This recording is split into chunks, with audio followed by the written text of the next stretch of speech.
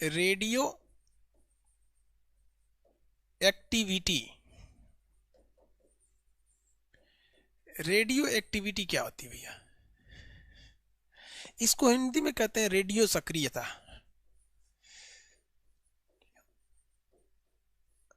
सक्रियता, देखिए basically radio activity से ना लड़कों के दिमाग में एक रेडियो की फिगर आती है, जो टीवी वाला जो रेडियो जो सुनते हैं ट्रांजिस्टर, वो वाला। आवाज जा रही है कि नहीं जा रही है?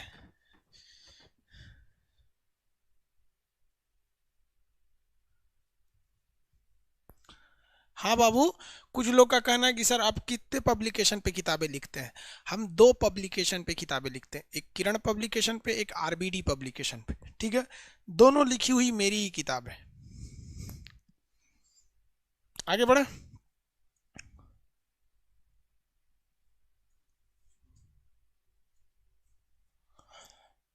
चलो ध्यान से देखो, आगे चलिए बाबू, यहाँ ध्यान दीजिए। आप लोग यूट्यूब पर ज्यादा ध्यान नहीं दिया कीजिए। एक आदमी कह रहा है कि सर यूट्यूब पर आपके बहुत वीडियो बने। अरे यार, आप नहीं समझते, बेरोजगार लोग का क्या काम है? उनके पास तो इतना कुछ है नहीं कि वो आके पढ़ा सके या आपको कुछ डिलीवर कर सके। तो मोदी जी की एक बात याद रखना। मोदी जी से पूछा गया था एक इंटरव्यू में कि कांग्रेस के लोग आपको गालियां देते हैं, तो मोदी जी ने क्या कहा था कि शायद कांग्रेस के पास देने के लिए केवल गालियां ही हैं, क्योंकि जिसके पास जो रहता है वही देता है। डॉक्टर के पास अच्छा इलाज होता है, वो इलाज दे सकता है। शिक्षक के पास ज्ञान होता है, वो आपको टीच कर सकता है, शिक्षा दे सकता है। ऋषि मुनि के पास जाएंगे तो अध्यात्म का नॉलेज दे सकते हैं। और बिगड़े हुए लोगों के पास जाएंगे तो आपको गालियां ही देंगे। कोई दिक्कत नहीं है, देनो दे यार, बेचारों का यूट्यूब से रोजगार चलता है, स्टार्ट किया जाए। जिनके पास जो देने लायक रहता है वो वही देते हैं। अकेला अमर, ये कैसा नाम रखे भाई? मेरा सेकंड शिफ्ट में है, गॉड ब्लेस यू।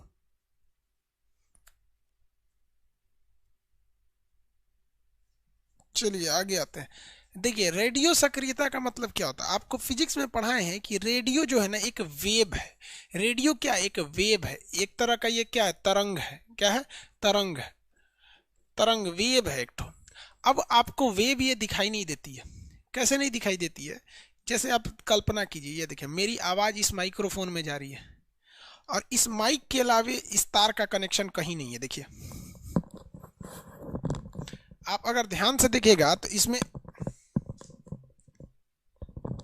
इसमें आपको कहीं कनेक्शन नहीं दिख रहा है, फिर भी आप तक आवाज पहुंच जा रही है। कैसे ये आवाज पहुंच रही है? तो एक वेव के थ्रू पहुंच रही है। किसके थ्रू पहुंच रही है? एक वेव के थ्रू। ये वेव कौन छोड़ रहा है? देखिए, ये एंटीना है, ये एंटीना, ये वेव छोड़ रहा है। ये क्या कर रहा है? वेव छोड़ रहा है।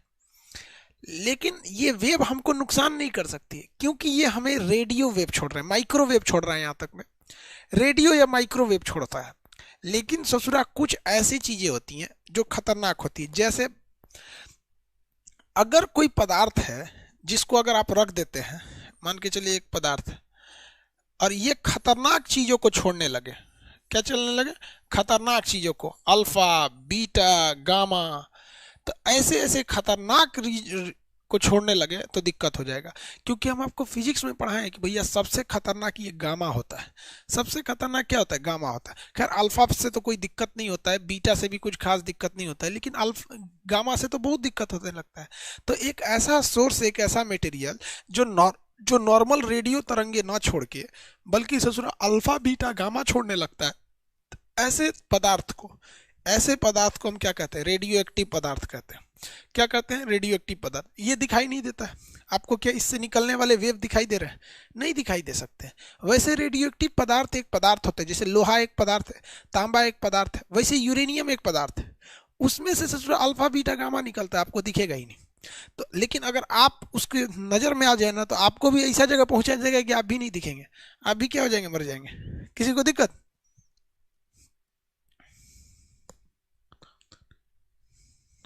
एक क्या करें मेरा, किसी को दिक्कत है तो बोलिए भैया। चलिए देखिए यार, अल्फा बीटा गामा वैसे पदार्थ क्या होते हैं जिनके अंदर से खुद ही अल्फा बीटा और गामा निकलने की क्षमता होने लगती है, इसे क्या कहते हैं हम लोग, रेडियो एक्टिव। अब इस रेडियो एक्टिविटी की खोज किसने किया था? तो इसकी खोज किया था, ध्यान से देखिए, इसकी खोज किए थे Henry Becquerel. Henry Becquerel Becquerel Becquerel ने किया था।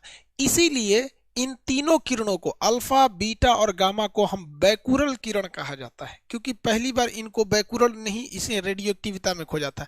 लेकिन ये इसकी मात्रक नहीं दे पाए थे, किस चीज में इसे नापा जाएगा? मात्रक होता है इसका क्यूरी। मात्रक क्या होता है? क्यूरी। मात्रक क्या होता है? क्यूरी होता है।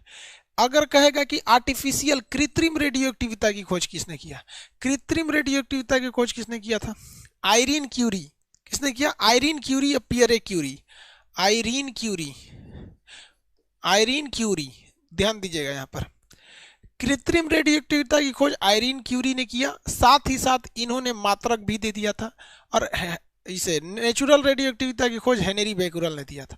अगर आपसे कहेगा कि क्यूरी के अलावा और भी कोई मात्रक होता है क्या, तो मात्रक होता है इसका बैकुरल भी होता है, इसका मात्रक बैकुरल भी होता है और रदरफोर्ड भी होता है। लेकिन बैकुरल और रदरफोर्ड को मान्यता नहीं है, इसलिए हम लोग क्यूरी को ही नापते हैं। अब किसी भी चीज को नापने वाली मशीन तो आएगी ना, जैसे गेहूं को हम केजी में नापते हैं, तो ये तो मात्रक हो गया। लेकिन केजी में नापने के लिए भी तराजू आता है ना, तराजू आता है कि नहीं आता है?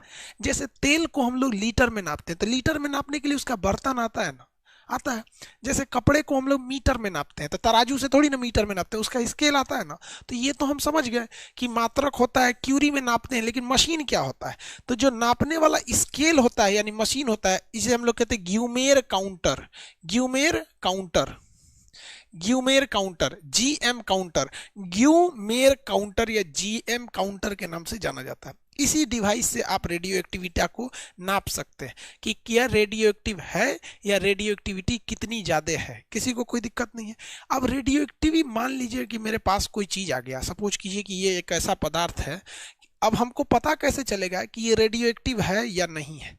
तो रेडियो एक्टिविटी की पहचान करने के लिए क्या करना चाहिए और इससे बचने का उपाय क्या है? मान के चलिए कि रेडियो एक्टिव है, तो हमको क्या बचना चाहिए? तो इसका जो इलाज होता है, इलाज आयोडीन होता है। क्या होता है? आयोडीन। क्योंकि रेडियो एक्टिविटी रेंज अगर आपके पास आ जाएगी ना, ये गामा रेज वगैरह लग गया ना, तो आपको गले में तुरंत कैंसर हो जाएगा। इसलिए आयोडीन की गोली खा लेना चाहिए। क्या करना चाहिए? आयोडीन की, पोटेशियम आयोडाइड खा लेना चाहिए। क्या करना चाहिए? Potassium iodide, potassium iodide, iodide, समझ में गया? इसीलिए जहां जहां पर परमाणु रिएक्टर लगाए गए हैं, वहां पर इनके लीकेज की समस्या ज़्यादा होती है। इसलिए वहां हर एक मेडिकल स्टोर पर आपको पोटेशियम आयोडाइड मिलेगा। जैसे राजस्थान का कोटा शहर जहां है, जहां परमाणु बिजली घर है राणा प्रताप के नाम से, या फिर जिसे रावत भाटा कहा जाता है, वहां के एरिया के आसपास में आपको पोटेशियम आयोडाइड मिलेगा, या फिर गवर्नमेंट वहां पहले से स्टोर करके रखी होगी। बाय द वे लीकेज होगा तो ये इलाज के रूप में इसे दे सकती है। किसी को दिक्कत पोटेशियम आयोडाइड का?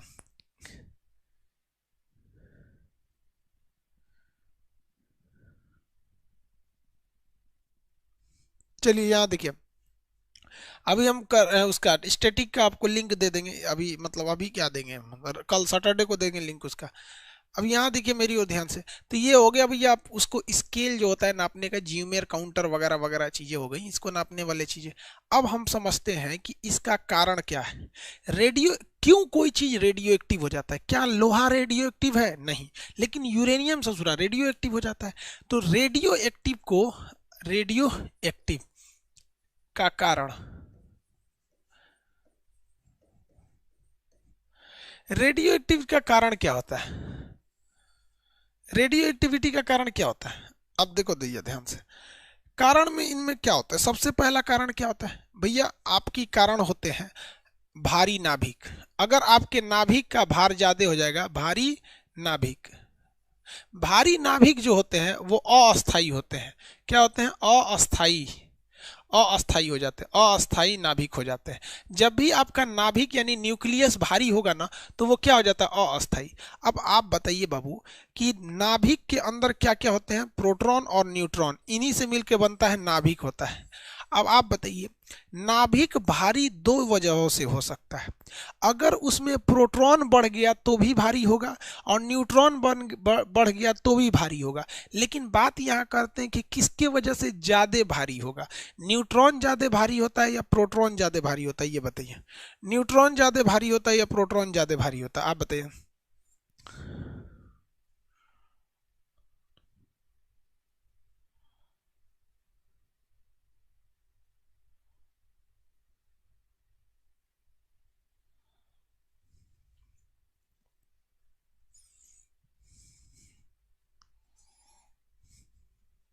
कौन सा ज्यादा होता है ना, न्यूट्रॉन ज्यादा होता है। तो न्यूट्रॉन की अधिकता, न्यूट्रॉन की अधिकता, अगर न्यूट्रॉन अधिक हो जाएगा तो नाभिक क्या हो जाएगा, भारी, और भारी नाभिक क्या हो जाता है, अस्थाई। और जैसे अस्थाई हो जाते हैं तो जितने भी अस्थाई नाभिक है ये ऑटोमेटिक छोड़ने लगते हैं क्या चीज, अल्फा, बीटा, गामा, और इसी को कहते हैं radio active. Radio active, radio active के नाम से जाना जाता है, ठीक है। इसे क्या कहा जाता है, रेडियो एक्टिव के नाम से जाना जाता है। आगे बढ़ जाते हैं, रेडियो एक्टिव के नाम से जाना जाता है। आगे देखते हैं हम लोग यहाँ पर। अब आपसे हम कहते हैं कि न्यूट्रॉन की अधिकता तो कितना अधिक होना चाहिए कि वो चीज रेडियो एक्टिव होनी चाहिए। तो किसी चीज को रेडियो एक्टिव, आर ए का मतलब समझ रहे हैं ना, रेडियो एक्टिव, यहाँ आर का भी मतलब क्या है, रेडियो है।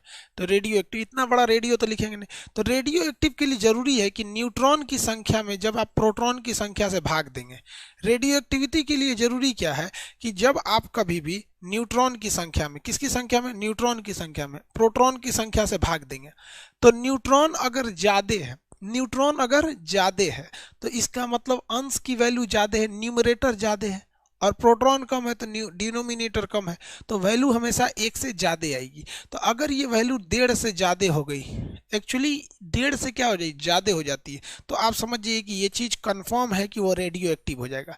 अगर किसी चीज में न्यूट्रॉन की संख्या निकाल लीजिए और प्रोटॉन की संख्या से भाग दे दीजिए तो आपको क्या निकल जाएगा, रेडियो एक्टिविटी निकल जाएगी। चलिए हम चेक कर लेते हैं। हम लोग क्या करते हैं, चेक करते हैं, निकाल के हम लोग चेक करते हैं।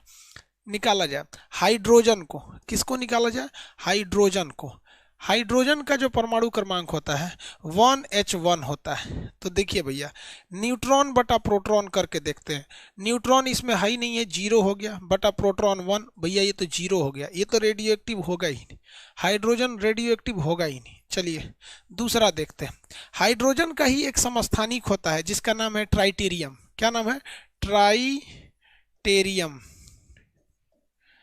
क्या नाम है भैया, ट्राइटेरियम नाम है। क्या है, ट्राइटेरियम। चलिए देखते हैं इसको। ट्राइटेरियम का परमाणु क्रमांक होता है 1H3। क्या है, 1H3। अब आप इसका पता कीजिए, कैसे पता कीजिएगा, यहाँ पर न्यूट्रॉन निकालिए, न्यूट्रॉन बटा प्रोटॉन चेक करना है। न्यूट्रॉन इसमें कितना है, 3 में से 1 घटाएंगे तो 2, प्रोटॉनों की संख्या नीचे वाली संख्या होती है तो 1, कितना हो गया, 1।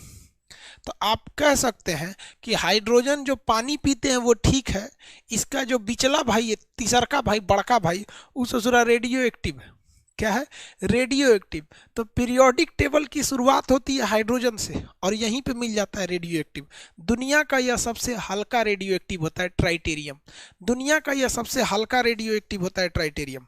यानी रेडियो एक्टिव की पहचान हम आपको बता दिए कि न्यूट्रॉन होगा तो यहाँ होगा। आगे बढ़ जाए।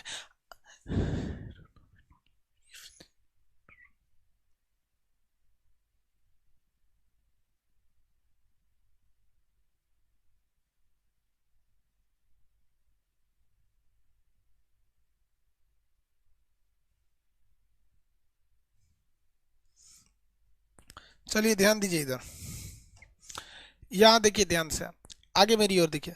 हम आपसे कहते हैं यूरेनियम 92 235, क्या ये रेडियो एक्टिव होगा, क्या ये रेडियो एक्टिव होगा या नहीं होगा,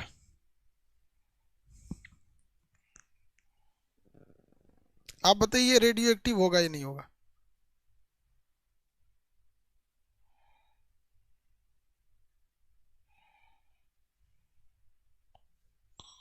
अरे यार एन बाई पी निकालिए ना, यस कहता है तो सबको पता होगा। एन बाई पी की वैल्यू बताइए ना।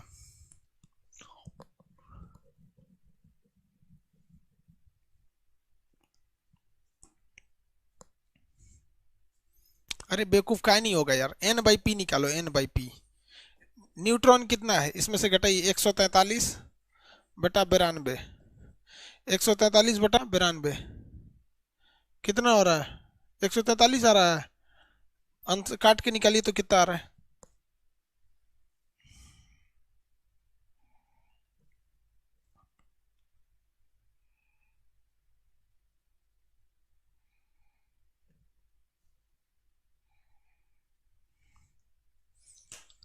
कितना आ रहा है? 1.55, 1.55, यानी ये 50 है। अरे 5 मतलब 5, 5 है। हो गया, रेडियो एक्टिव है। क्या चीज़ है भैया? रेडियो एक्टिव है। क्या है? रेडियो एक्टिव है, रेडियो एक्टिव है। चलिए एक दूसरा समझा देते हैं आपको, एक तरीका ही समझा देते हैं।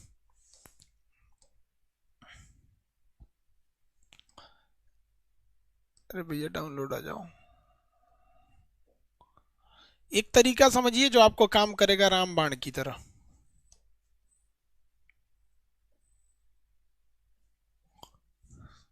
आपको एक तरीका समझा देते हैं, आप रामबाण की तरह याद रखिएगा। देखिए ये जितना नीचे वाले ससुरे हैं सब ना, ये रेडियो एक्टिव है सब। ये नीचवा वाला जो देख रहे हैं ना, ये सब रेडियो एक्टिव है सब। इसमें से एक तत्व होता है जिसका नाम होता है पीबी। क्या नाम होता है भैया? पीबी। पीबी मतलब क्या होता है? सीसा। पीबी किसे कहते हैं भैया? सीसा को कहते हैं। ये है पीबी, ये होता है पीबी, इसे कहते हैं लेड। इसका परमाणु क्रमांक होता है 82। पीबी का क्या होता है? 82 206, 82 206, 82 206।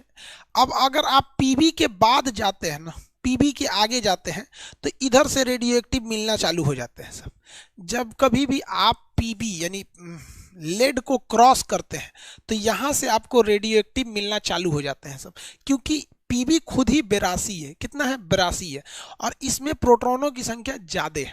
इसमें प्रोटॉनों की संख्या कितनी है भैया? ज्यादा है। जिस वजह से इसके बाद लेड यानी पीबी सीसा लेड के बाद रेडियो एक्टिव होने चालू हो जाते हैं सब। रेडियो एक्टिव होने क्या हो जाते हैं? चालू हो जाते हैं। ये सब रेडियो एक्टिव होने लगते हैं सब। अब एक बार एसएससी ने क्वेश्चन पूछा था कि कोई भी रेडियो एक्टिव चीज, उसमें से अल्फा बीटा गामा निकलता है, तो वो अपने आप को बर्बाद करते जाता है, डीके करते जाता है, खराब होते जाता है, वो पीछे घसकते जाता है। वो क्या होता है? उसका नंबर पीछे घसकते जाता है, घसकते जाता है। और उसमें कंटिन्यूअस उसमें से क्या निकलते रहता है? Alpha beta gamma. कहां पर आके वो स्टेबल हो जाता है? किस तत्व पे आके वो स्टेबल होगा? आप बता सकते हैं किस तत्व पे आके स्टेबल होगा? नॉर्मल है, लोहा पीबी पे आकर वो क्या हो जाएगा? स्टेबल हो जाएगा। कहाँ स्टेबल हो जाएगा? पीबी पर आकर स्टेबल हो जाएगा। किसी को कोई दिक्कत है? पीबी पर आके क्या हो जाएगा? वो आकर यहाँ पर स्टेबल कर जाएगा। किसी को कोई दिक्कत नहीं है? आगे बढ़ जा।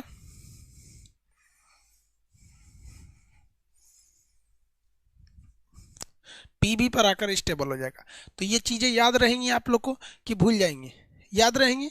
अब हमको इसमें रेडियो एक्टिविटी में अब अल्फा बीटा गामा के पास थोड़ा सा चलते हैं, इनकी खासियत देख लेते हैं। बहुत सिंपल है यार। रेडियो लड़का लोग आप देखिए, समझिए क्या है कि हमारे इंडिया में सिलेबस बहुत अच्छा है, लेकिन ये लड़कों को पता ही नहीं है कि सिलेबस को पढ़ना कहाँ से है। रेडियो एक्टिविटी चैप्टर उठाता है, सीधे देखता है अल्फा निकलेगा तो क्या होगा, बीटा निकलेगा तो क्या होगा, ये क्या, अर्धायु क्या होता है, औसत आयु क्या होता है, वर्ग विस्थापन सिद्धांत। अरे भाई रोटी सब्जी जब खाया जाता है ना, तो पहले रोटी को तोड़ा जाता है, फिर सब्जी को लपेटा जाता है, उसके बाद दाल में भिगाया जाता है और तब खाया जाता है। मान के चलिए अगर रोटी सब्जी दाल है तो कितना खराब लगेगा। सब्जियां ले लिए आएंगे से दलवा भिगा के और रोटियां पे रख के तोड़ रहे हैं फिर खा रहे हैं। तो तरीका होना चाहिए। अब मान के रोटी तोड़ ली, दाल भिगा ली, अब कहीं सब्जियों ले ले ऐसे दलवा गिर जाएगा तो आराम आराम से खाया जाएगा, एकदम बढ़िया से तो है तो एकदम पेट भर के खाया जाएगा। छोड़ना नहीं है, हुमच के खाना है, लेकिन तरीका से खाना है। ठीक है?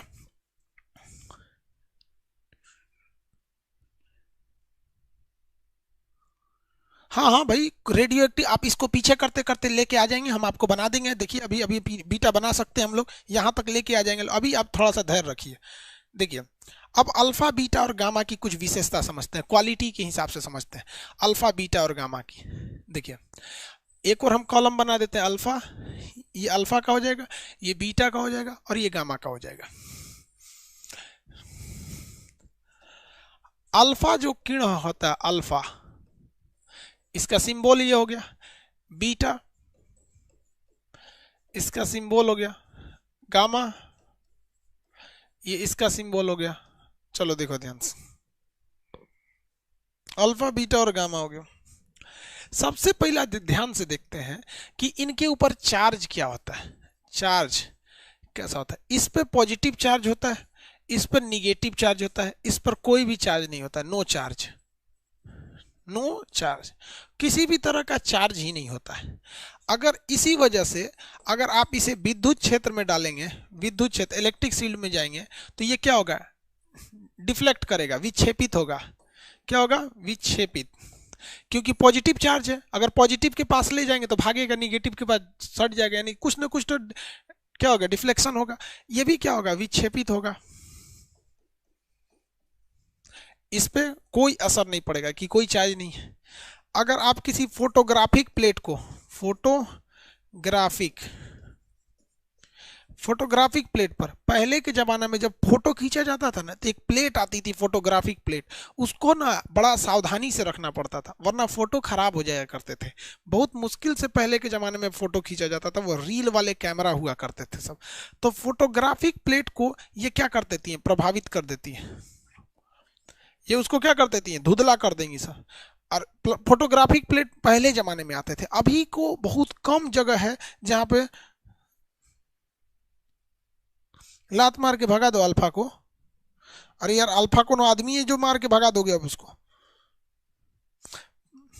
देखो छोड़ो यार उसको। ये उसे प्रभावित कर देती है, ये क्या करती है, ये भी प्रभावित करती है, लेकिन ये उस पर किसी भी तरह का इफेक्ट नहीं डालती है, ये इस पर किसी भी तरह का इफेक्ट नहीं डालती है सर, किसी को कोई दिक्कत नहीं है यहाँ तक में। अब हम बात करते हैं स्पीड और भेदन क्षमता। भेदन क्षमता, भैया जिसकी स्पीड ज्यादा होगी वही भेद के निकल जाएगा, जिसकी स्पीड क्या होगी, ज्यादा होगी, भेद के निकल जाएगा। पेनिट्रेशन पावर, पेनिट्रेट मतलब क्या होता है, छेद देना, पेनिट्रेशन पावर एंड स्पीड, इसकी चर्चा करते हैं। तो इसका क्या होता है, बहुत ही कम होता है। क्या होता है, बहुत ही कम होता है। और ये क्या होता है, मीडियम होता है, औसत होता है, औसत होता है। और इसका 3 × 10⁸ प्रकाश के चाल के बराबर होता है, उससे ज्यादा तो स्पीड पॉसिबल ही नहीं है। तो इनकी भेदन क्षमता जो होती है सबसे ज्यादा किसकी होती है, गामा की। वैसे भी तो आपको फिजिक्स में पढ़ाएंगे यार, गामा की भेदन क्षमता सबसे ज्यादा होती है। ये ससुरा सबसे भारी होता है। ये क्या होता है, भारी होता है। कैसे, देखिए इसका नेचर देखिए, नेचर देखिए, इसका जो नेचर होता है ये हीलियम के जैसा होता है। कैसा होता है, हीलियम के जैसा। ये कैसे बिहेव करता है, हीलियम के जैसे। और ये कैसे बिहेव करता है, इलेक्ट्रॉन के जैसे। ये कैसे बिहेव करता है, इलेक्ट्रॉन के जैसे। और ये कैसा बिहेव करता है, विद्युत चुंबकीय तरंग, विद्युत चुंबकीय तरंग, विद्युत चुंबकीय तरंग। ये बहुत ही भारी होता है। ये क्या होता है, भारी। और वो जो रेडियो, वो तो एकदम हल्का होता है, फटफट निकल जाता है। तो ये इसकी कॉमन चीज है। ये क्या है, कॉमन चीज है। जैसे भेदन क्षमता में गामा ज्यादा, स्पीड में गामा ज्यादा हो जाता है, बाकी गामा पे कोई चार्ज नहीं होता, इसीलिए कहीं से डिफ्लेक्टेड नहीं होता है। अब बात आती है, एक इंपॉर्टेंट चीज पूछता है, गैसों को कौन तोड़ सकता है। गैस की बूंदों को तोड़ने की क्षमता को हम कहते हैं आयनन क्षमता। क्या कहते हैं, आयनन क्षमता, आयनाइजेशन। कहेगा कि सबसे ज्यादा आयनन किसमें होता है, तो सबसे ज्यादा आयनन होता है किसमें, हाई, इसमें होता है अल्फा। अल्फा किसी गैस से जाती है ना तो उसको तोड़ देती है। इसमें क्या होता है, आयनन क्षमता मीडियम होता है, मीडियम। और इसके पास आयनन क्षमता लो होती है, इसके पास आयनन क्षमता लो होती है। अब आपको याद रखना नहीं है, बीच वाला नहीं याद रखना है, बीच वाले को नहीं याद रखना है। ये याद रखना है कि अल्फा किसके जैसा दिखता है, तो हीलियम के जैसा। अल्फा किसके जैसा बिहेव करेगा, तो हीलियम के जैसे अल्फा बिहेव करता है। अल्फा कैसा बिहेव करता है, हीलियम के जैसे बिहेव करता है, और बीटा किसके जैसे, इलेक्ट्रॉन के जैसे बिहेव करता है। और अगर इसकी बात करेंगे गामा की, तो गामा विद्युत चुंबकीय तरंगों की तरह बिहेव करता है, विद्युत चुंबकीय तरंगों की तरह बिहेव करेगा। चलिए दूसरा देखते हैं लो। इस पर कैसा चार्ज होता है भैया, पॉजिटिव चार्ज होता है। बीटा पर निगेटिव चार्ज होता है। गामा पर नो चार्ज, कोई भी चार्ज नहीं होता है गामा पर। विद्युत चुंबकीय क्षेत्र में ये विक्षेपित होते हैं, वो भी होते हैं, वो नहीं होते हैं। फोटोग्राफिक प्लेट को ये सबसे ज्यादा इफेक्ट करता है, वो कोई इफेक्ट नहीं करता है। स्पीड और भेदन क्षमता कम, उसकी एकदम ज्यादा। नेचर में ये हीलियम, वो ये इलेक्ट्रॉन, वो विद्युत चुंबकीय तरंग। ये याद रखिएगा, आयनन पूछता है। आयनन, फोटोग्राफिक प्लेट, स्पीड और क्षमता, ये तीन चीजों को याद रखे। तो सब याद ना रख लीजिएगा, कई गो ये 1 2 3 4 5 6, 6 में से 3 वो याद रखेंगे, 3 वो नहीं याद रखेंगे, ये थोड़ी होता है। विद्युत चुंबकीय तरंगों में आपको अंतर समझ में आ जाएगा।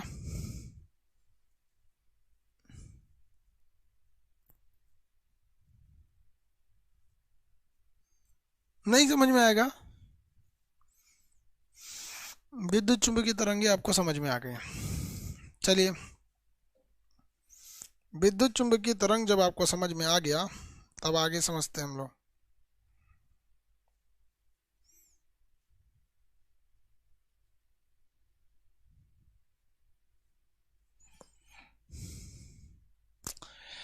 वर्ग विस्थापन का सिद्धांत, group displacement theory, group displacement theory, group displacement या वर्ग विस्थापन सिद्धांत, वर्ग विस्थापन सिद्धांत।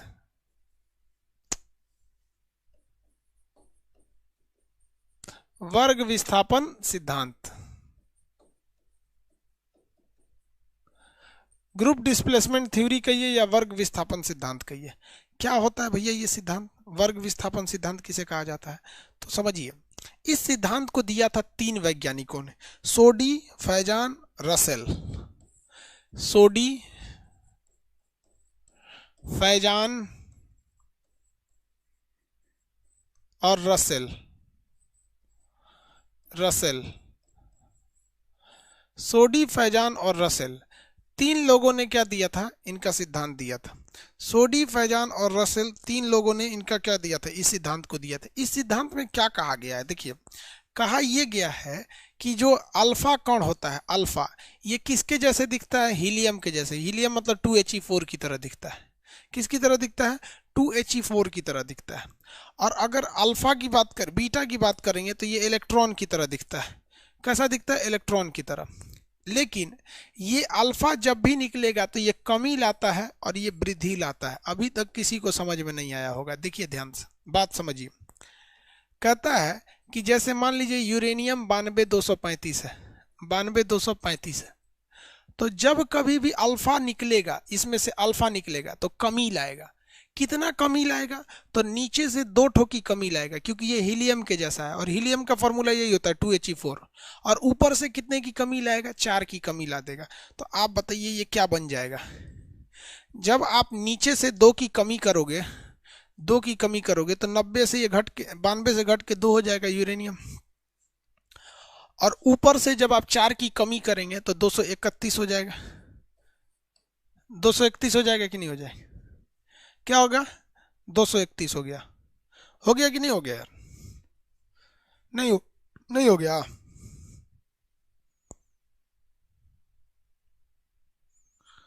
डर क्यों लग रहा है जी तुमको, एक सर हमको डर लग रहा है।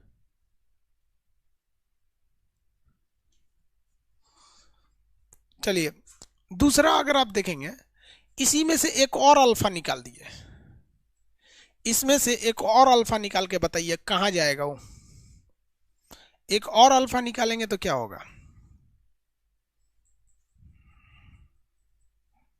एक और अल्फा निकाल देंगे तो क्या हो जाएगा बताइए, एक और अल्फा निकाल के दिखाइए।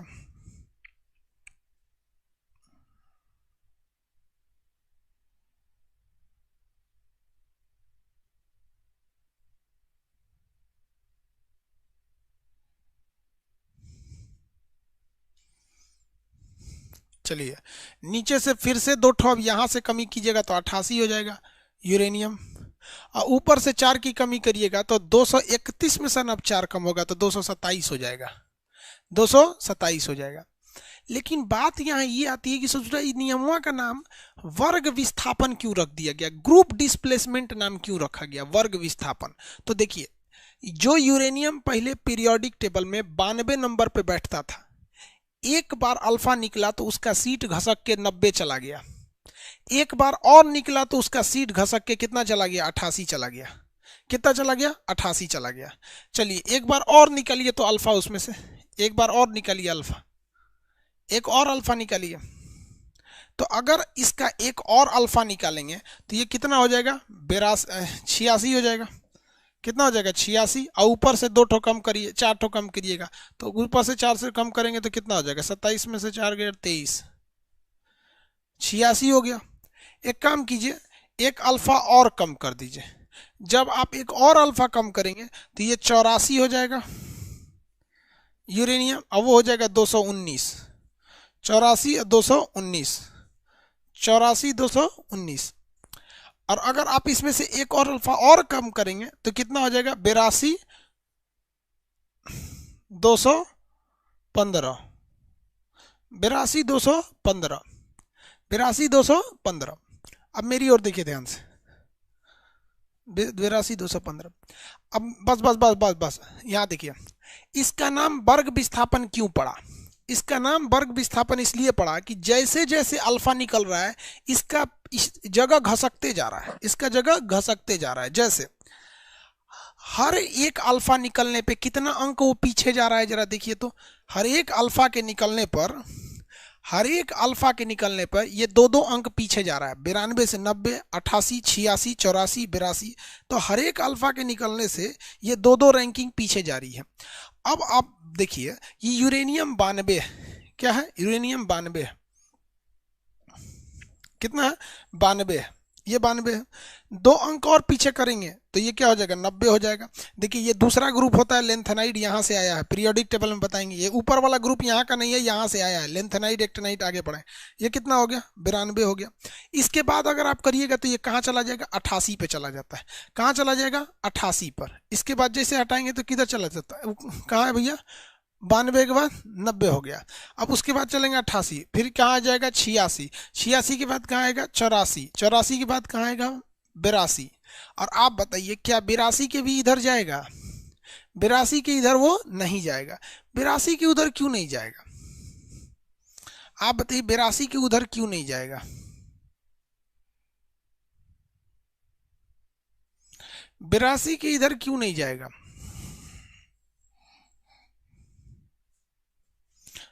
82 के इधर नहीं जाएगा, वो क्यों नहीं जाएगा।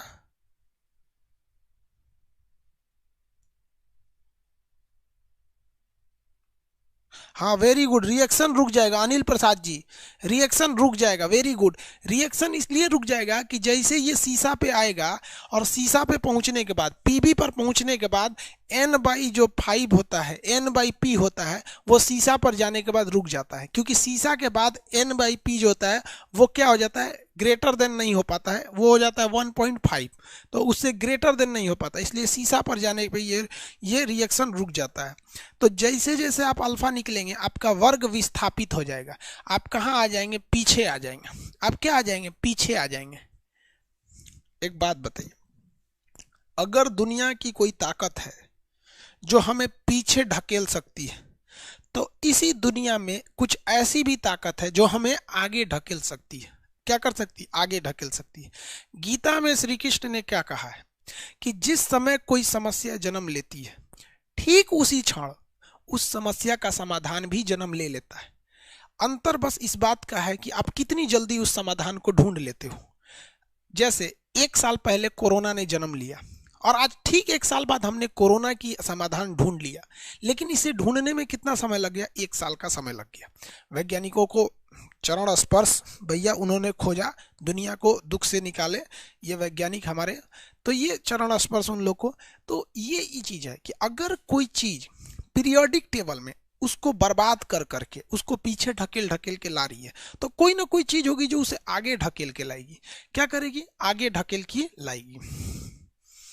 तो देखिए ध्यान से, आगे ढकेलने का काम करता है बीटा। आगे ढकेलने का काम कौन कर देता है? बीटा करता है।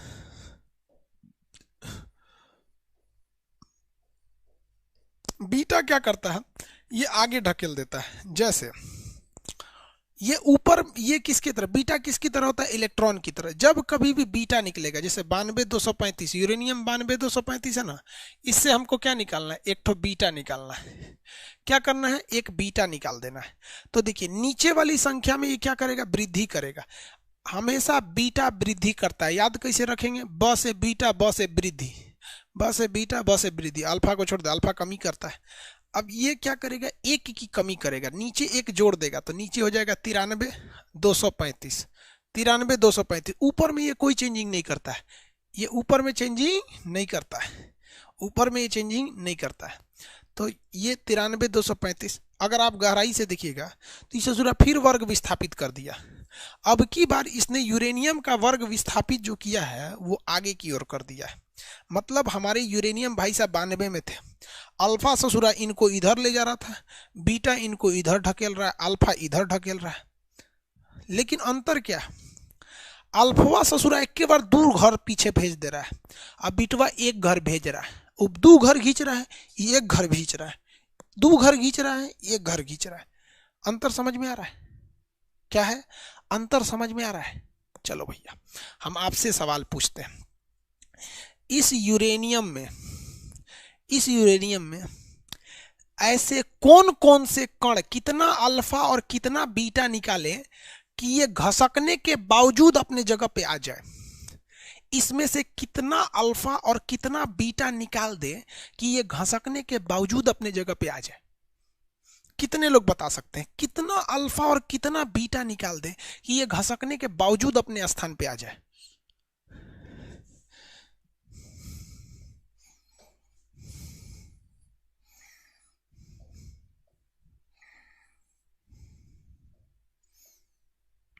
आंसर का वेट कर रहे हैं। बकलोल भाई को कर रहा है 5 गो अल्फा 10 गो बीटा। अरे बोका कहीं का। 1 अल्फा और 2 बीटा, 1 अल्फा और 2 बीटा। कितने? 1 अल्फा और 2 बीटा। देखिए ध्यान से, इधर देखो सब लोग, इधर ध्यान दे। जब भी हम इसमें से 1 अल्फा निकालेंगे, क्या निकालेंगे? 1 अल्फा, तो ये 2 अंक पीछे ढकेलेगा, 2 अंक पीछे ढकेलेगा। तो ये पहला अंक, ये दूसरा अंक, कितना अंक पीछे ढकेलेगा? 2 अंक पीछे ढकेलेगा। कहां से ढकेलेगा बाबूआ 2 अंक पीछे? तो यहां से। ये जो है यूरेनियम, ये क्या है? यूरेनियम। अगर यहां से हम 1 अल्फा निकाले तो 2 अंक पीछे, 1 2 अंक पीछे ले गया। लेकिन अगर यहां से भी हम सुधार कर ले, इसमें से 1 बीटा निकालेंगे तो ये 1 अंक आगे ले गया, फिर 1 बीटा निकालेंगे तो ये 1 अंक आगे लेके चला जाएगा।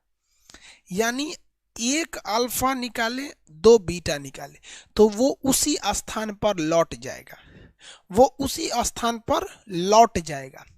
और जब कभी स्थान समान हो जाए तो उसे कहते हैं समस्थानिक। उसे क्या कहते हैं? समस्थानिक। क्या कहेंगे? समस्थानिक। लेकिन आपने एक चीज गौर नहीं किया, एक चीज गौर कीजिए। क्या गौर कीजिए? मैं एक शायर कहता हूं, जरा गौर से सुनिए, इसके आगे मुझे याद नहीं, किसी और से सुनिए। 92,235 है, ये क्या है? 92,235 है। आप तो बड़ी चतुराई से इसमें से निकाल दिए हैं 1 अल्फा। आप क्या निकाले? 1 अल्फा। और सोचे हैं 1 अल्फा जैसे निकालेंगे तो ये हो जाएगा 90। क्या हो जाएगा? 90। और ऊपरा हो जाएगा 231, 231, 231। और इसके बाद फिर हम क्या करते हैं? 2 बीटा निकाल देते हैं। 2 बीटा निकालेंगे तो अगवा वाला 2 बढ़ जाएगा, तो अगवा वाला 2 बढ़ेगा तो 90 से हो जाएगा 92, 90 से हो जाएगा 92। लेकिन ऊपरा वाला तो चेंज नहीं होता है मेरे बबुआ, ऊपरा वाला तो 31 रह गया, ऊपरा वाला तो 31 रह गया। हई निचवा वाला तो 92 हो गया, हई निचवा वाला तो 92 हो गया। हाई ऊपरा वाला 92 थोड़े हुआ, ऊपरा वाला 92 नहीं हुआ। तो हाई एगो दूसर वेराइटी का यूरेनियम और हाई एगो दूसर वेराइटी का यूरेनियम। तो ये दूसरे वेराइटी का यूरेनियम और ये दूसरे वेराइटी का यूरेनियम, लेकिन ये यूरेनियम हुआ बैठेगा सब एक एक कुर्सिया पर, 92 नंबर कुर्सी पे। कितना नंबर कुर्सी पर? 92 नंबर कुर्सी पर। कितना नंबर पे? 92 नंबर कुर्सी पर। तो ये क्वेश्चन पूछले है रे बबुआ कि समस्थानिक बनाने के लिए कै गो अल्फा और कै गो बीटा निकालना पड़ेगा। तो एगो अल्फा धकाधक 2 गो बीटा निकालेंगे तो जगहिया तो बराबर कर देगा, बोझवा खत्म कर देगा, ऊपर का बोझवा खत्म कर देगा। आगे बढ़े, किसी को कोई दिक्कत नहीं है। तो ये बन गया समस्थानिक। क्या बन गया? समस्थानिक। यहां से यहां समस्थानिक, सम स्थानिक यानी आइसोटोप्स। आइसोटोप्स कैसे बना? एक अल्फा 2 बीटा से, एक अल्फा और 2 बीटा के सहयोग से। संभारिक बना के दिखा सकते हैं, संभारिक बना के दिखा सकते हैं। कितना अल्फा और कितना बीटा निकाल दे कि संभारिक हो जाए, कितना अल्फा और कितना बीटा निकाल दे कि संभारिक हो जाए।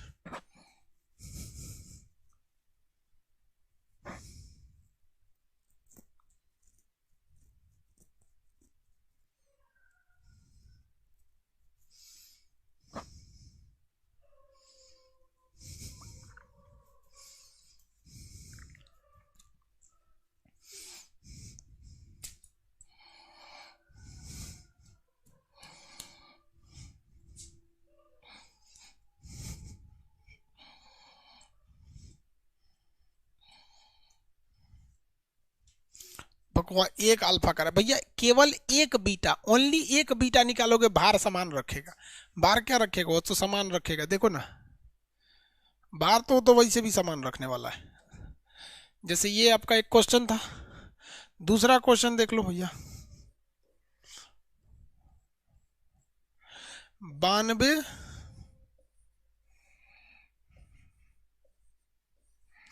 दो सोचा 335 लिख दिए थे जी, 235 होता है। और इसे 255, अरे कहाँ से कौन सी लिख देते हैं, सोच रहे हमको समझे में नहीं आता है। कौन सुनेगा तो कहेगा मास्टर साहब पगला गए हैं, कहाँ पढ़ाते होंगे लड़कों को, 355 लिख के 235 बोल रहे हैं। लेकिन वो ससुरा का समझेगा, हमारा लड़कवा सब समझता है, सब लड़कवा हमारा बहुत होशियार है, सब जानता है सब कि मास्टर साहब का ई वाला मैटर तो नहीं, दिक्कत हो जाता है। अब अगर हम यहाँ से निकालेंगे एगो बीटा, एगो बीटा तो उसको कर देगा 93 और ये हो गया 235। 235 क्या बन गया? संभारिक।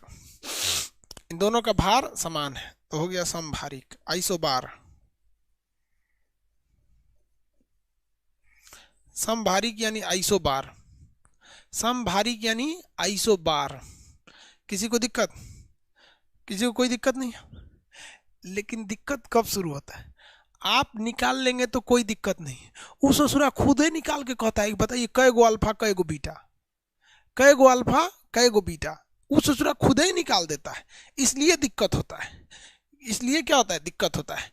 चलिए हम आपको एक क्वेश्चन दे देते हैं। क्वेश्चन दे, बना लेंगे आप लोग? क्वेश्चन बना लेंगे कि नहीं?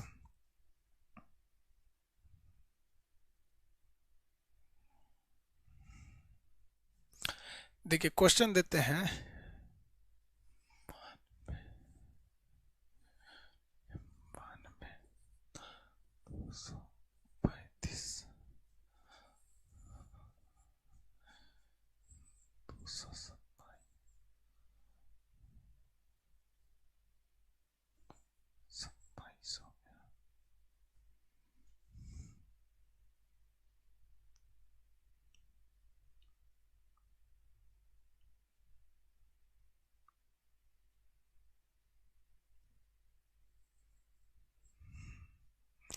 निकालिए बबुआ।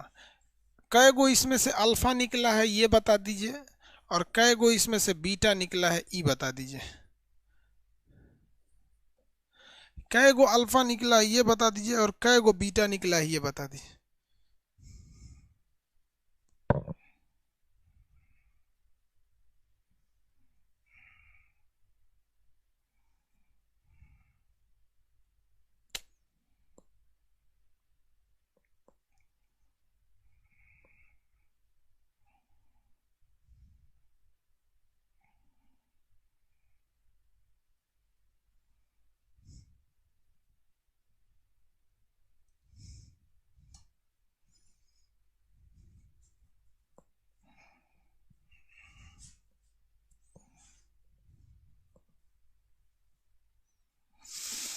निकालिए निकालिए निकालिए।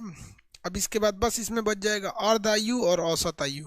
अर्ध आयु इतना है, औसत आयु इतना है। अर्ध आयु में 3 साल, 3 टाइप का क्वेश्चन पूछता है, औसत आयु में केवल 1 साल का क्वेश्चन पूछता है। अर्ध औसत आयु टी ए बराबर 1.44 टी हाफ।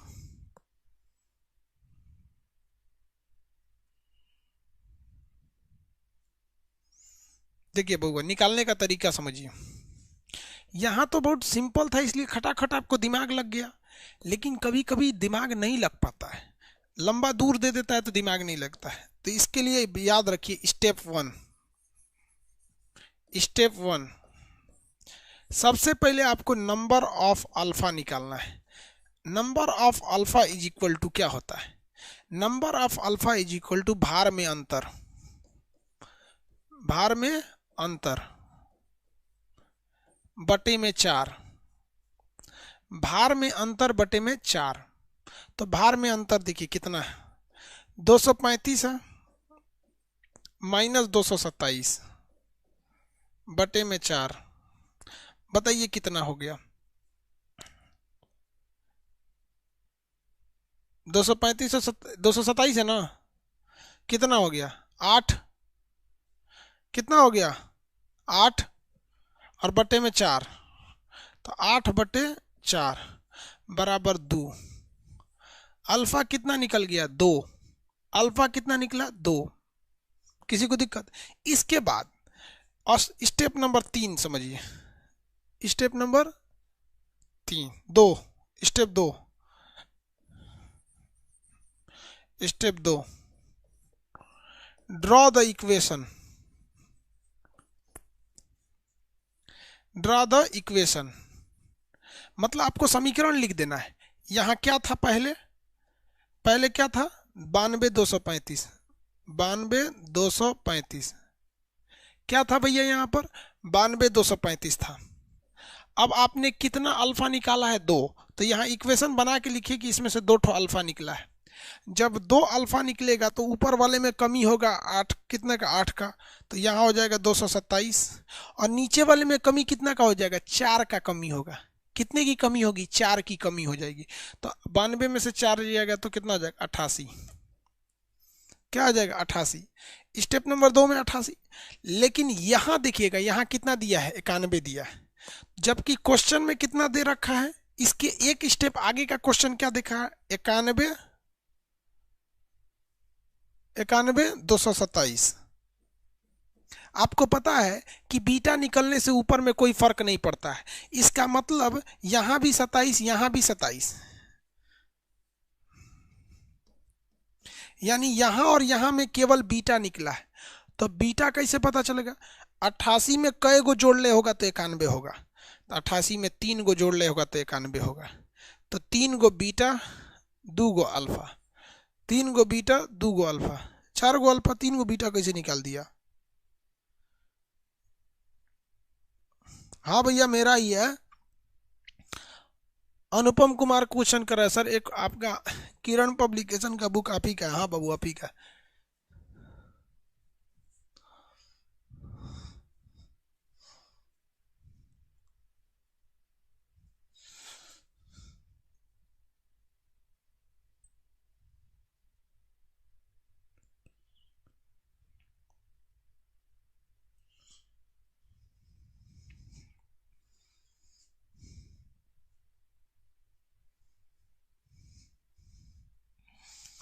इसमें किसी को दिक्कत तो बताया जाए भैया।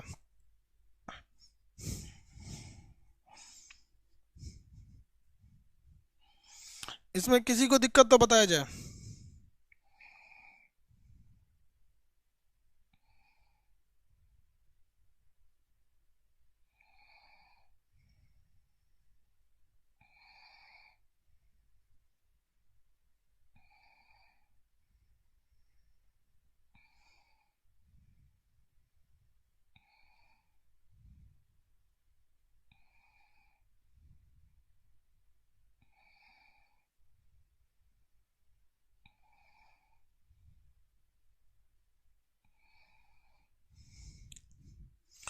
हो गया?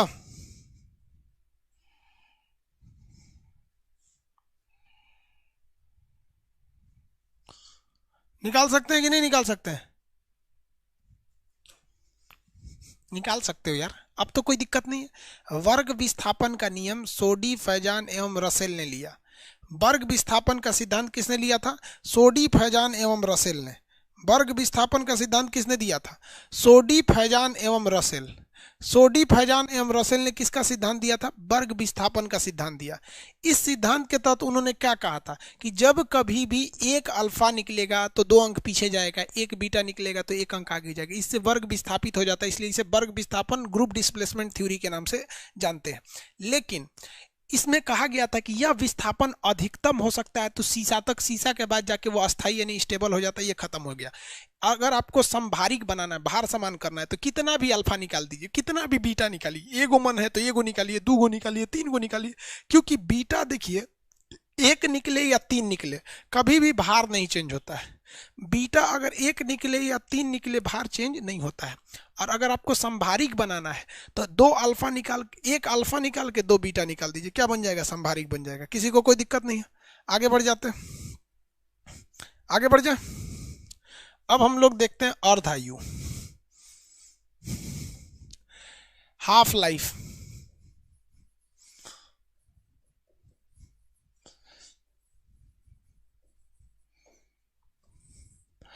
अर्ध आयु काल। अर्ध आयु काल, अर्ध आयु काल क्या होता है भैया?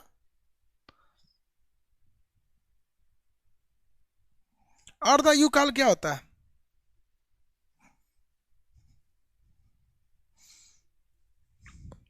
अर्ध आयु काल, अर्ध आयु काल को हम कैपिटल टी हाफ से दिखाते हैं, कैपिटल टी हाफ से दिखाते हैं। एक चीज याद रखिएगा, ये कभी चेंज नहीं होता है। पहला, नेवर चेंज, नेवर चेंज, ये कभी चेंज नहीं होता है। ये क्या कहलाता है? ये किस चीज को दर्शाता है? घटकर आधे होने की क्षमता को दर्शाता है। कोई भी चीज घटकर आधा कितने समय में हो जाता है, इसी को दर्शाता है। तो कहता है कि पदार्थ की मात्रा का आधा होने में लगा समय, मात्रा का, देखिए क्या है, प्रारंभिक मात्रा का, प्रारंभिक मात्रा मतलब जो इनिशियल वैल्यू थी, प्रारंभिक मात्रा का आधा होने में, कितना होने में? आधा होने में, आधा होने में लगा समय, लगा समय, इसी को क्या कहते हैं? अर्ध आयु काल, हाफ लाइफ पीरियड। कोई भी रेडियो एक्टिव पदार्थ जब उसमें से अल्फा निकलता है, बीटा निकलता है, तो उसकी जिंदगी कम होती है, उसकी जिंदगी कम होती जाती है। तो जितने साल में उसकी मात्रा आधी हो जाती है, घट कर क्या हो जाती है? आधी हो जाती है, उसी समय को हम कहते हैं अर्धायु काल। ये समय कभी नहीं घटता है, ये समय कभी नहीं घटता है। जैसे हम आपको एक क्वेश्चन देते हैं, समझिए कैसे। एक क्वेश्चन कहते हैं, कहेंगे कि यूरेनियम का अर्धायु काल, यूरेनियम का अर्धायु काल यानी हाफ लाइफ पीरियड 1600 साल है। कितना साल है? 1600 साल है, 1600 साल है। तो बताइए, तो 100 केजी कितने साल में 25 केजी हो जाएगा? 100 केजी कितने साल में घटकर 25 केजी हो जाएगा? 100 केजी कितने साल में 25 केजी हो जाएगा? तो याद कैसे बनाया जाता है? देखिए, इसमें कुछ नहीं करना है, कोई भी 100 केजी है तो अर्ध आयु काल क्या होता है? आधा होने में लगाया गया समय, तो 100 से 50 होने में इसे अर्ध आयु समय लगेगा।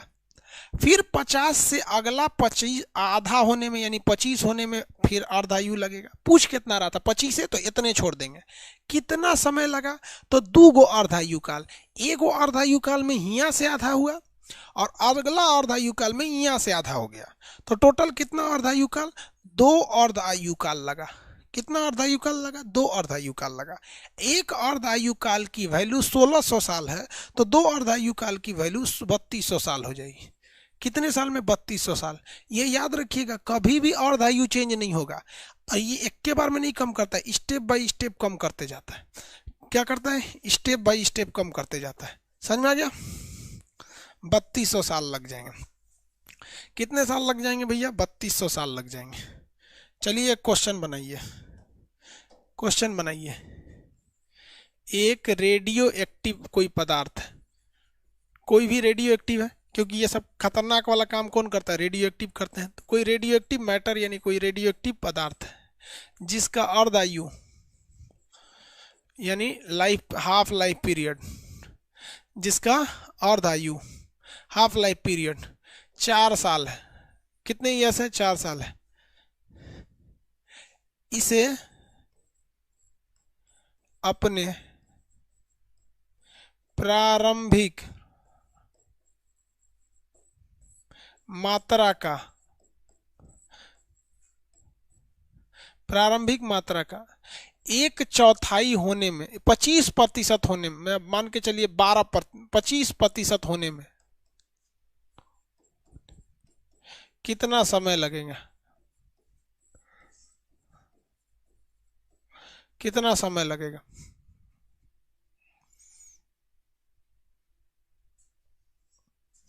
आधा होने में कितना समय लगेगा? कितना समय लगेगा भैया?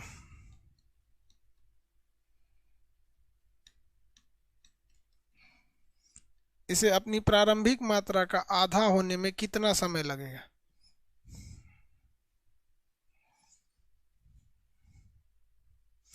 25% होने में थोड़ा सोचा कितना साल लग रहा है?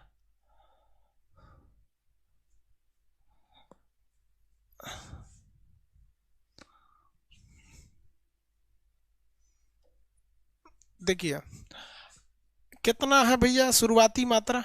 शुरुआती मात्रा मान के चलिए 100% होगा। 100% से घट के सीधे 25 थोड़ी आएगा, पहले आएगा 50 पे आएगा। आधा कितना साल में होगा? हाफ लाइफ पीरियड में। फिर यहाँ से आधा होगा अगले हाफ लाइफ टाइम पीरियड में। कितना में यहाँ पे? तो यानी आधा ये यहाँ पे टोटल टाइमिंग कितना लगेगा? 2 हाफ लाइफ पीरियड, यानी 2 गुणे कितना? 4, यानी 8 साल लगेगा। वेरी गुड, 8 साल लगेगा। चलिए एक क्वेश्चन बता दीजिए आप, यहाँ से थोड़ा सा चेंज कर देते हैं। यहाँ पर एक पदार्थ जिसका अर्ध आयु काल 12 साल है, 12 साल है, कितने समय पश्चात यह अपनी प्रारंभिक मात्रा का 1/16 रह जाएगा? कितने समय बाद ये अपनी प्रारंभिक मात्रा का 1/16 रह जाएगा? जिस तरह से प्रतिशत घटते जाता है 25-25, इसमें 2 का गुणा होते जाता है बटा में। कितने समय बाद ये अपनी प्रारंभिक मात्रा का 1/16 रह जाएगा?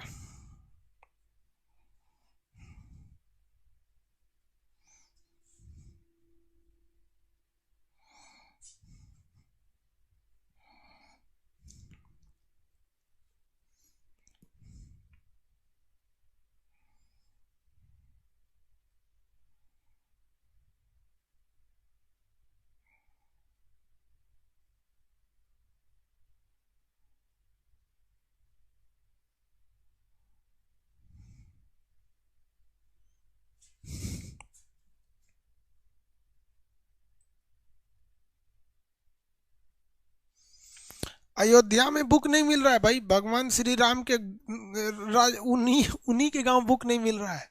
अब भाई बुक सेलर को हम बोलेंगे भैया अयोध्या में भी पहुंचाए, रामे जी घुसिया जाएंगे तो दिक्कत हो जाएगा।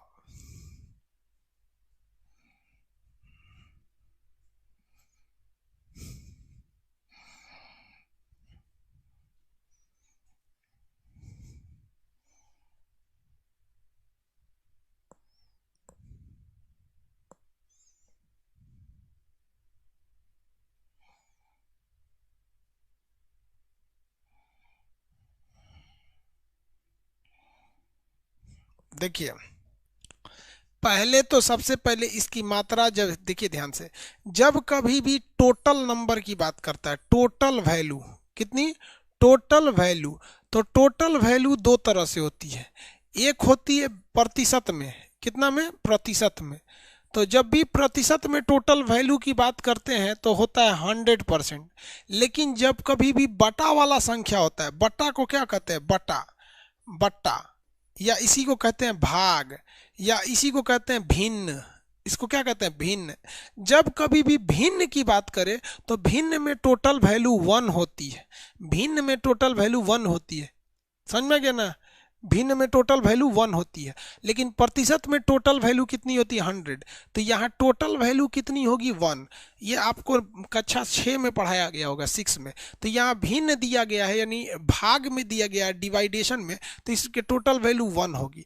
ये अगले एक अर्धायु काल जब पूरा हो जाएगा तो ये 1 से बचकर आधा हो जाएगा। अगर ये एक अर्ध आयु काल और चला गया तो ये आधा का भी आधा हो जाएगा, 1/4 हो जाएगा। एक अर्ध आयु काल अगर ये और जी गया तो ये इसका भी आधा हो जाएगा, 1/8 हो जाएगा। एक अर्ध आयु काल अगर ये और जी गया तो ये 1/16 हो जाएगा। कैसा हो जाएगा? 1/16। और हमें लाना था 1/16 ही, तो यानी हम यहाँ आके स्टॉप हो जाएंगे।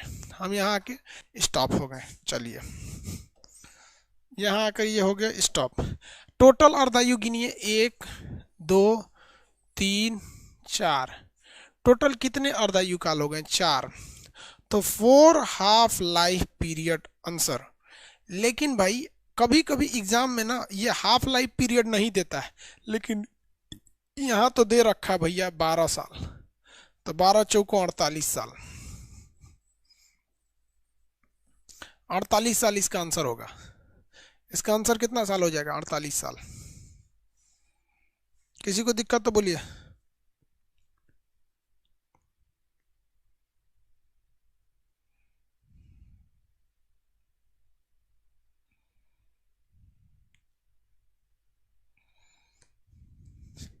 देखो भैया, जितने लोग का एग्जाम पहले है मत डरो यार। मिनिस्ट्रियल का एग्जाम देखोगे तो हंसी आएगा, इतना इजी इजी क्वेश्चन था।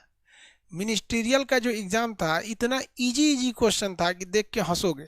तो जितने लोग का पहले एग्जाम है आप मत डरो, डरना बाद वालों को है।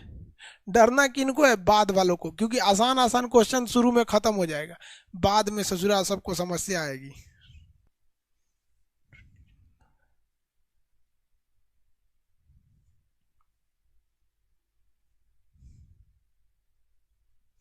देखो एगो कह रहा है कि सर 125% कैसे होगा? अरे भैया, कोई भी चीज की आयु घटती है कि बढ़ जाएगी? रेडियो एक्टिव विखंडन से उसकी आयु घटती है। सर कह रहा है कि अगर बोल देगा 125 तो ये कैसे होगा? घटती ना है भैया आयु। क्या हो जाती है? घट जाती है आयु। अर्ध आयु काल क्या हो जाती है? घट जाती है। तो आप अर्ध आयु काल निकाल सकते हैं कि नहीं निकाल सकते हैं? ये बताइए ईमानदारी से। क्या अर्ध आयु अभी जैसे हम कह देंगे, सुनिए ध्यान से, एक क्वेश्चन दे रहे हैं, 80 ग्राम, कितना ग्राम? 80 ग्राम यूरेनियम,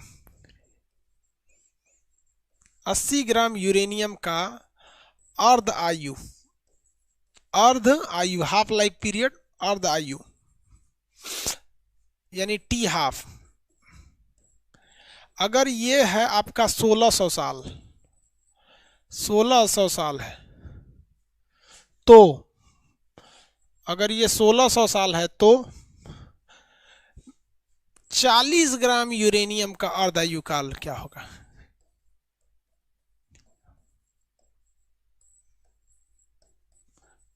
चालीस ग्राम यूरेनियम का अर्धायु काल क्या होगा?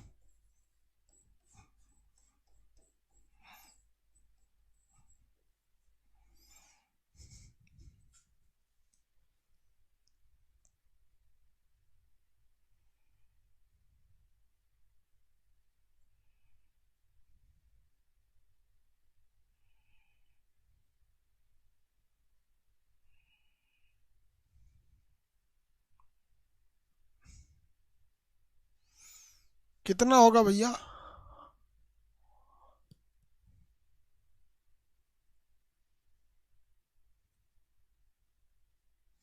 3200 साल।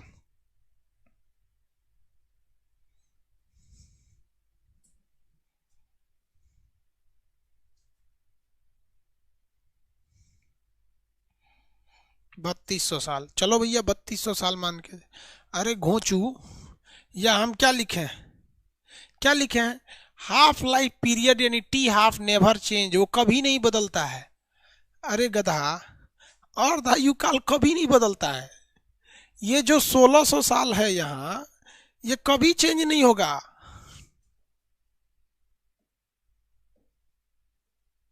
ये कभी भी चेंज नहीं होगा। यहाँ भी क्या होगा, 1600 साल होगा। 3200 कैसे निकाला रे, दिमाग लगा रहा है सो। उन्ने से घटाए हैं तो इनिया से बढ़ा दिया ऐसा, सोचा ऐसा बैलेंस कर दे। दिमाग लगा रहा है, कौन सी पढ़ा रहे थे हम तुमको। बता तो रहे थे कि ये चेंज नहीं होता है, ये कभी भी चेंज नहीं होता है। आगे बढ़े।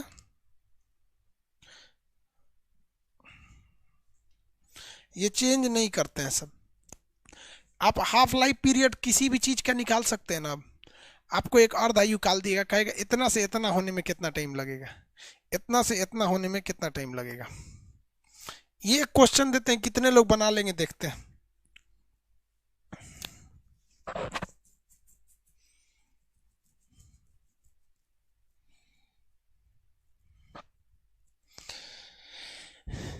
एक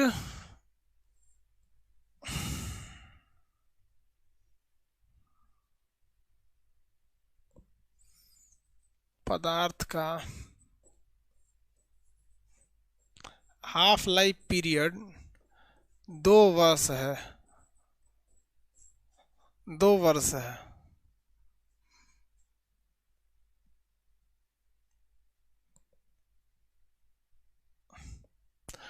तो 6 वर्ष बाद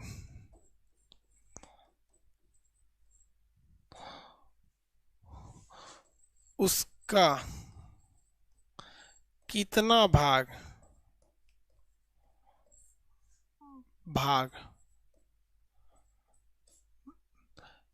नष्ट हो चुका होगा।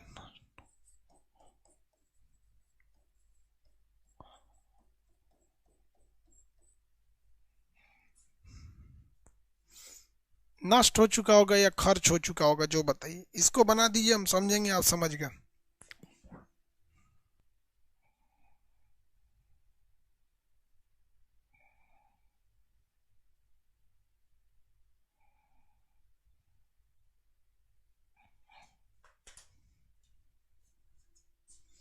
रहने दे, चलिए भैया रहने देते हैं।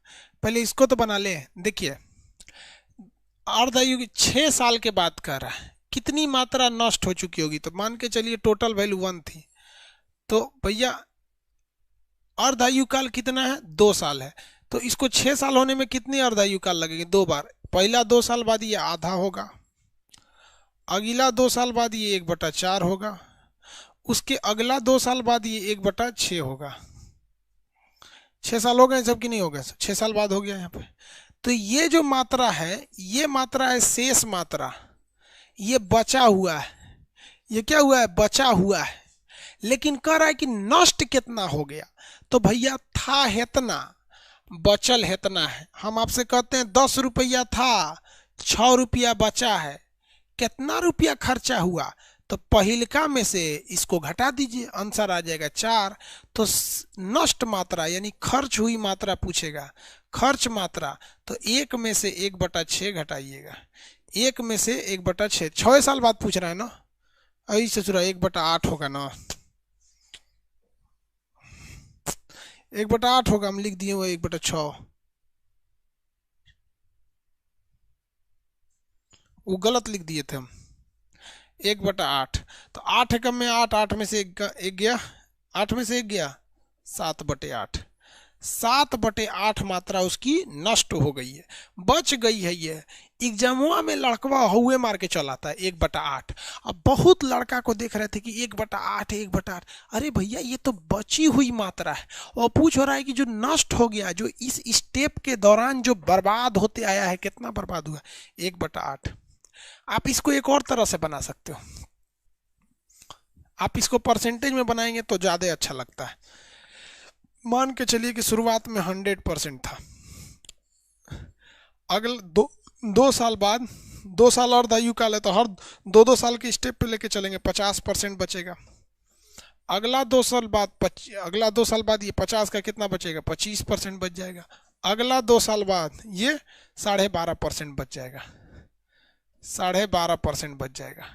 ये मात्रा जो है ये शेष मात्रा है। कौन सी मात्रा है भैया? शेष मात्रा है। लेकिन नष्ट हुई मात्रा अगर पूछेंगे कितनी मात्रा नष्ट हो गई है, तो नष्ट हुई मात्रा मतलब पहले कितना था? 100% था, बच गया कितना? 12.5%। निकाल दीजिए कितना आएगा? 87.5। 87.5 आएगा ना। इतना परसेंट नष्ट हो चुका है, लगभग लगभग खत्म था।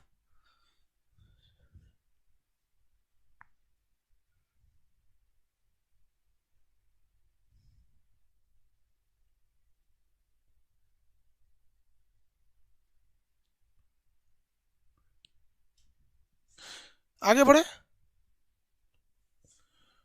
चलिए आप इसको बना सकते हो ना। चलिए, कह रहा है कि सर आज थक क्यों नहीं रहे कुछ कीजिए, थकिए जल्दी। अब देखिए एक लास्ट टॉपिक बता देते हैं, आप लोग को भी नींद आ रहा होगा। कितना टाइम हो गया? 12 बज गया कि नहीं भाई साहब? 12:30 हो गया। यही सोच रहा, ओटीपी कौन भेज दिया हमको?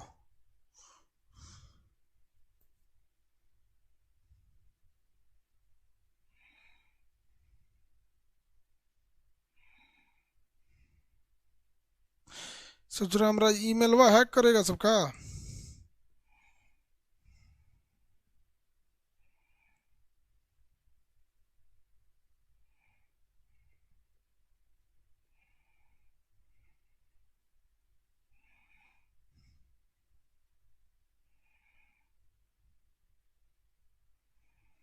बारह बजे रतिया को कौन मांग रहे रे? एक सेकंड बबुआ, हमरा पे मेल आया कौन सी क्या?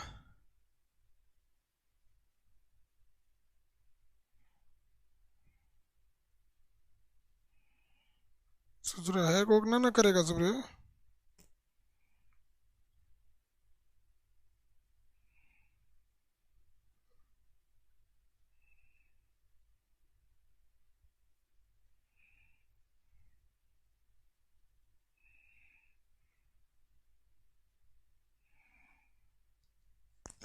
चलो,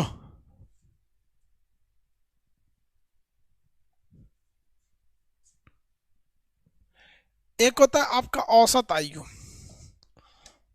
औसत आयु, औसत आयु,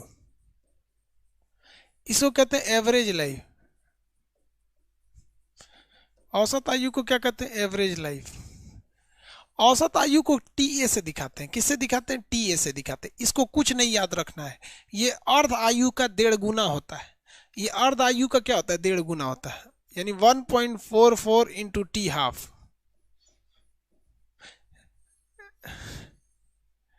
1.44 into T half, 1.44 into T half. कितने लोग बता सकते हैं कि 1.44 ज्योग्राफी में भी एक जगह आया था, वो क्या था? 1.44 एक बार ज्योग्राफी में भी आया था, वो क्या था? कुछ बता सकते हैं लोग?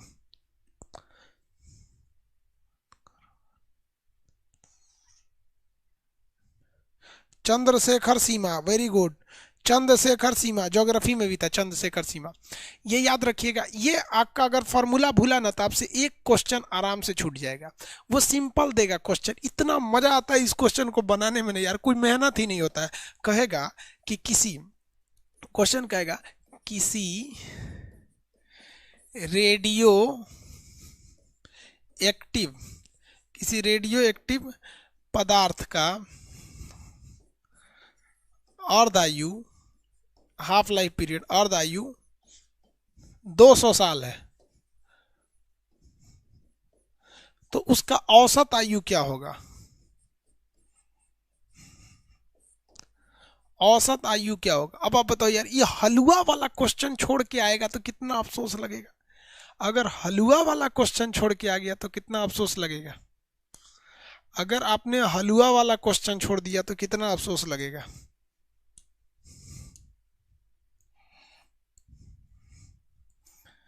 कितना आएगा? देखो भैया, टी ए बराबर होता है 1.44 इंटू टी हाफ। 1.44 यहाँ हो गया, टी हाफ के लिए कितना है? 200 साल है। 200 साल, देखिए ये 2 जीरो ना, इसका पॉइंट हटा देगा, 288 हो जाएगा। 288 साल। कितना हो जाएगा? 288 साल। Radio activity complete.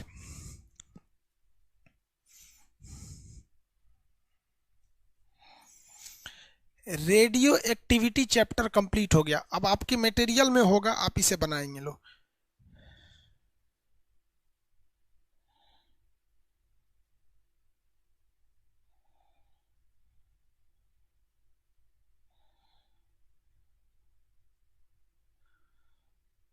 अब न्यूक्लियर रिएक्टर वगैरह बताना बच गया।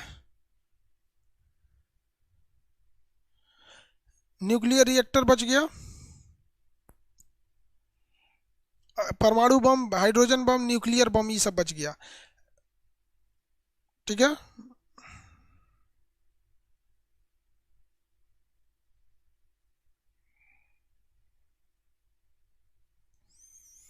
चलिए अब आज के लिए इतना ही करते हैं। कल मिलेंगे लोग सैटरडे को। Good night. ठीक है, good night, good night. Ayodhya में बुक नहीं मिल रहा है भैया, भिजवा देंगे। अयोध्या वाले लोग भिजवा देंगे।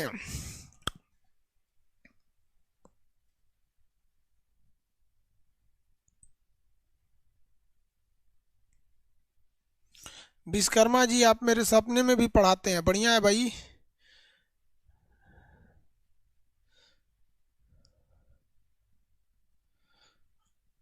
नोटिफिकेशन डाल देंगे कल कितने बजे क्लास होगा। ठीक है, आप अपने मोबाइल का नोटिफिकेशन ऑन रखिएगा सेटिंग में जाके।